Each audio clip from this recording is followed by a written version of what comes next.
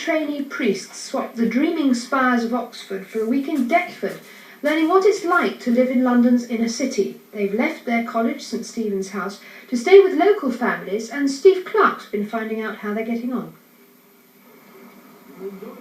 In the regular church, it's frontline experience that counts for the new recruits these days. A brief pause for pictures on the steps of St Paul's, Deptford, and then it's down to business on the High Street. For some of these trainee priests, this is their first look at inner city life, and it's a look their tutor hopes they won't forget. Some of them have been brought up in places very like Deptford, but there's still a considerable number who've come from school through university, have come from solid middle-class backgrounds, and have heard of places like Deptford, but never actually lived in it, not even for a few days. But if you really want to meet the locals, where do you go?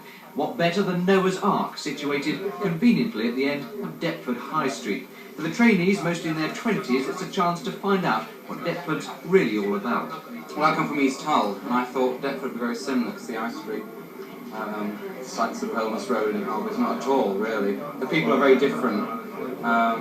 Lots of little things. The party we had on the Saturday night, the atmosphere is very different. It's a sense that they need community spirit. The unemployment and the housing situation is very bad down here. Mental housing is not a real problem or an issue, but there's one of the big differences down here.